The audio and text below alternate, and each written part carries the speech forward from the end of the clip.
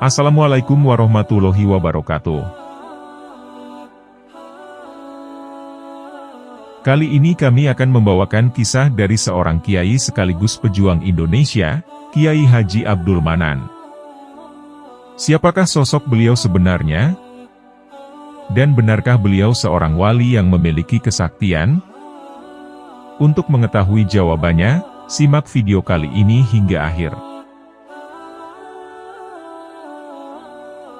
Kiai Haji Abdul Manan, atau yang kerap disapa dengan panggilan Kiai Haji Jaduk, lahir pada tahun 1870 di Desa Grampang, Kabupaten Kediri. Beliau merupakan putra kedua dari Kiai Haji Muhammad Ilyas yang berasal dari Banten, dengan ibu Nyai Umi Kulsum yang berasal dari Jatirejo, Kandangan Kediri. Saat berusia 1 tahun, Kiai Jaduk dibawa oleh Kiai Haji Muhammad Ilyas pindah dari Grempol ke Desa Ngadirejo, Kecamatan Kandangan, Kabupaten Kediri. Setelah pindah, ayahnya kemudian membuka pondok pesantren.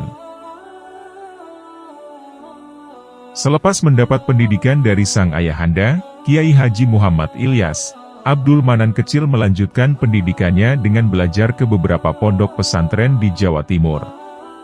Saat berusia sekitar 12 tahun, beliau masuk pondok pesantren Keling, atau lebih masyhur dikenal pondok pesantren Ringin Agung, yang diasuh oleh Mbah Kiai Haji Nawawi. Sekalipun usianya masih kecil, beliau mendapat didikan langsung dari Kiai Nawawi. Sehingga, saat beliau menjadi santrinya, Kiai Abdul Manan banyak dikenal sebagai santri pemberani. Di mana, hanya orang dewasa saja yang semestinya mengaji dengan Kiai Nawawi. Namun pada saat itu, beliau sudah mengayamnya sejak pertama kali masuk pesantren. Lepas dari pondok pesantren Ringin Agung, beliau kemudian melanjutkan ke pondok pesantren Grompol, yang tidak lain adalah pondok pesantren neneknya sendiri. Di pondok Grompol, beliau banyak menimba ilmu hikmah. Beliau juga dikenal sebagai jago gelut, alias ahli jaduk, karena sering melawan kalangan berandalan dan perampok, yang sering merajalela di daerah tersebut. Bahkan, beliau pernah berhadapan dengan 50 berandalan sekaligus. Saat itu, beliau melawan mereka dengan sendirian. Dan dari sekian banyak berandalan itu dapat diberantasnya dengan mudah. Hal tersebut lantaran beliau memang memiliki jurus-jurus silat yang pernah dipelajari, ketika beliau mondok di pondok pesantren Grompol. Setelah selesai mempelajari ilmu hikmah dan silat di pondok Grompol, beliau kemudian melanjutkan pendidikannya dengan belajar ke berbagai pondok pesantren, untuk memperdalam ilmu-ilmu agama Islam. Di kalangan santri, hal tersebut biasa dikenal dengan istilah santri kalong. Karena, mondoknya tidak full seharian, dan hanya sebentar saja. Beberapa pondok pesantren yang pernah dirambah oleh Kiai Haji Abdul Manan diantaranya adalah Pondok Pesantren Kiai Haji Abbas di daerah Hulingi Blitar, Pondok Pesantren Siwalan Panji Sidoarjo, Pondok Pesantren Gayam Jombang, Pondok Pesantren Tegal Sari Ponorogo, Pondok Pesantren Langitan Tuban, dan terakhir, beliau mondok dengan Syaihona Kholil Bangkalan. Lepas mendapat didikan dari Kiai Kholil, beliau kemudian melanjutkan belajar ke Mekah, dan belajar dengan ulama-ulama Indonesia yang ada di Mekah, dan juga beberapa rubat yang ada di sana. Dengan penuh perjuangan, beliau menimba ilmu di Tanah Suci selama 9 tahun. Sepulangnya dari Tanah Suci, Kiai Haji Abdul Manan kembali ke daerah asalnya, di Jatirejo, Kandangan, Kediri. Di sana, beliau membantu orang tuanya menularkan ilmu-ilmu yang sudah didapatnya kepada santri-santri Kiai Haji Muhammad Ilyas. Pada tahun 1929, Kiai Haji Abdul Manan pindah dari Jalan Keberasan. Dan kemudian beliau mendirikan Pondok Pesantren Minhajut Thulab. Sedangkan, pondok pesantren Jalan diteruskan oleh adik iparnya, yakni Ibu Nyai Mawardi. Awal berdirinya pondok pesantren, hanya berupa sebuah rumah dan musolah kecil, serta bangunan pondok bambu yang beratap daun alang-alang. Lambat laun, santri mulai berdatangan dari berbagai daerah. Sampai akhirnya, beliau sampai mulai kerepotan menampung jumlah santri, sehingga ia menambah jumlah lokasi pondok dengan membeli sebagian tanah penduduk setempat sekaligus membuat bangunan masjid dan bangunan kamar-kamar pondok pesantren yang permanen. Tepat tahun 1945, beliau membangun sebuah gedung yang bisa menampung banyak jamaah untuk mengaji. Gedung tersebut bernama Jamiah Al-Islah, atau populer dengan Jamiah Gedong. Pada waktu itu, memang pondok pesantren Minhajut Thulab belum ada sistem pendidikan serupa dengan pendidikan sekolah-sekolah. Yang ada, hanya sistem pengajian-pengajian ala pesantren. Seperti sorogan, bandongan, hitobah, dan lain-lain. Baru pada tahun 1947, beliau mulai membuka sekolah dengan materi khusus pendidikan agama, atau madrasah diniyah, yang dibimbing oleh Kiai Haji Suyuti. Pada tahun 1951, dibukalah sekolah setingkat Madrasah Ibtidaiyah Tadin. Baru pada tahun 1976, mulai didirikan berbagai tingkatan pendidikan, mulai dari tingkat kanak-kanak, dengan nama TK Khadijah, serta SMA Al-Hikmah. Kiai Haji Abdul Manan terkenal sangat gigih melawan penjajah Jepang dan Belanda. Banyak kiai di Banyuwangi yang menderita pada masa penjajahan Jepang dan Belanda. Mereka sering diburu, kemudian ditangkap oleh pihak penjajah. Akan tetapi, berkat lindungan Allah Subhanahu wa Ta'ala, Kiai Haji Abdul Manan dapat lolos dari tiap jeratan penjajah. Pada masa itu, beliau diungsikan oleh para santri dan masyarakat di rumah-rumah penduduk. Nasib nahas memang banyak menimpa kiai-kiai besar pada masa penjajahan.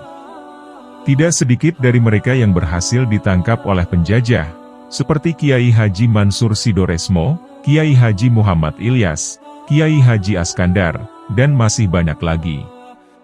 Hal tersebut lantaran mereka lantang melawan penjajahan Kompeni Belanda. Lepas dari penjajahan Belanda, dan Indonesia telah merdeka, beliau kemudian tetap mengajar di pesantren. Kiai Haji Abdul Manan adalah sosok ulama yang soleh dan zuhud. Beliau mendidik putra-putrinya di rumahnya, dan kemudian anak-anaknya beliau pondokkan ke berbagai pesantren lain. Beliau dikenal sangat teliti dengan pendidikan anak-anaknya dan para santrinya, bahkan masyarakat. Di mana, bila sudah jam 8 malam, mereka diwajibkan untuk istirahat dan tidur. Beliau adalah seorang yang aktif dan disiplin dengan tugas apapun. Memang, awalnya beliau mendidik dan memberi pengajian kepada putra-putranya, santri, dan masyarakat dengan sendirian. Dikarenakan beliau belum mempunyai tenaga pengajar dari kalangan santri. Namun setelah santri-santri sudah mampu mengajar dan mengaji, mereka dianjurkan untuk memberikan pengajian kepada santri-santri di bawahnya. Uniknya, para santri atau tenaga pengajar yang ada di Pondok Minhajut Thulab tidak dibayar dengan uang. Namun, mereka dijamin dan dicukupi dalam kebutuhan makan sehari-hari. Ada yang makan di rumah kiai, dan ada juga yang sebagian makan di rumahnya orang-orang desa, yang diberi garapan berupa sawah atau kebun dari tanah Kiai Haji Abdul Manan. Keseharian beliau adalah seorang kiai dan seorang petani. Sedangkan di bidang pertanian, cukup dipercayakan kepada orang lain. Beliau juga dikenal sebagai pedagang yang sukses. Cara beliau memasarkan dagangannya, beliau cukup berada di rumah. Kalau ada orang yang ingin menjual barangnya, mereka datang ke rumah Kiai Haji Abdul Manan. Sedangkan kalau beliau ingin menjualnya, cukup dipasarkan oleh orang-orang yang dapat dipercaya. Beliau adalah seorang ulama yang namanya masyhur pada zaman itu. Dengan luasnya ilmu yang dimiliki, beliau sering dijadikan sebagai rujukan masyarakat saat itu. Tak hanya itu, banyak para kiai ataupun ustadz-ustadz di Banyuwangi dan daerah sekitarnya, yang menyandarkan sanad keilmuannya pada sosok Kiai Haji Abdul Manan. Sebagai seorang waliullah, beliau dianugerahi kelebihan oleh Allah, atau yang biasa disebut dengan karomah. Berikut ini kisah karomah yang pernah terjadi pada Kiai Haji Abdul Manan. Setelah Indonesia merdeka pada tahun 1945, justru ada peristiwa yang lebih kejam lagi. Peristiwa berdarah itu adalah peristiwa G30 SPKI pada tahun 1965, oleh Partai Komunis Indonesia. Pada zaman itu, banyak kiai dan santri menjadi korban keganasan PKI. Melihat tindakan seperti itu, Kiai Haji Abdul Manan bersama santri dan penduduk tidak tinggal diam. Kiai Haji Abdul Manan mengutus beberapa santri untuk mencari beberapa batang rotan, dan kemudian dijadikan azimat untuk melawan PKI. Rotan-rotan itu telah didoakan oleh Kiai Haji Abdul Manan, dan dipergunakan untuk melawan orang-orang PKI yang masih sering berkeliaran di daerah Banyuwangi. Kelebihan rotan itu juga dapat membakar rumah-rumah penduduk PKI, dengan cara cukup memukulkannya. Tidak hanya rotan yang dapat diasmai oleh Kiai Haji Abdul Manan, banyak orang yang datang sambil membawa barang kesayangannya agar bisa didoakan oleh beliau. Seperti cincin, sorban, peci, dan lain-lain.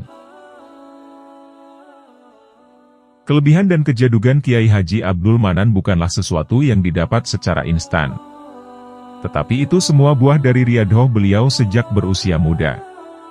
Saat masih menimba ilmu di pondok pesantren, beliau lebih sering melakukan puasa mutih atau ngerowok. Saat belajar di Mekah selama 9 tahun, beliau juga berpuasa secara terus-menerus, kecuali hari-hari yang diharamkan untuk tidak berpuasa. Bahkan tak jarang, beliau hanya berbuka dengan sebutir kurma, dan hanya meminum segelas air zam-zam. Amalan-amalan yang beliau lakukan dari usia muda sampai menjelang wafat, lebih banyak menjalankan amalan puasa. Hal tersebut semata-semata demi keberhasilan dan kebaikan beliau, agar anak dan santrinya kelak dapat menjadi orang yang berhasil, serta berguna bagi masyarakat banyak. Kiai Abdul Manan berpulang ke Rahmatullah pada hari Jumat menjelang subuh, tanggal 15 Syawal, tahun 1399 Hijriah, atau bertepatan pada tahun 1979 Masehi. Jenazahnya kemudian dimakamkan di sekitar pondok pesantren Minhajut Thullab, Sumber Beras, Muncar, Banyuwangi. Kiai Haji Abdul Manan telah mewariskan pondok pesantrennya untuk bangsa Indonesia. Pesantren Bekiau kini telah berkembang luar biasa menjadi pesantren modern, dan memiliki cabang hingga luar Jawa. Sampai saat ini, para santrinya masih rutin menggelar acara haul tahunan dari Al-Maghfurlah, Kiai Haji Abdul Manan. Demikianlah manakib serta kisah karomah dari seorang ulama sekaligus pejuang Indonesia, Kiai Haji Abdul Manan. Semoga kita dapat mengambil hikmah dari kisah ini.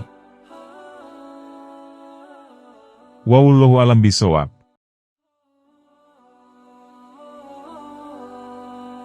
Terima kasih telah menonton. Jangan lupa klik tombol subscribe, like, komen, dan share, sebagai bentuk dukungan terhadap channel kami. Wassalamualaikum warahmatullahi wabarakatuh.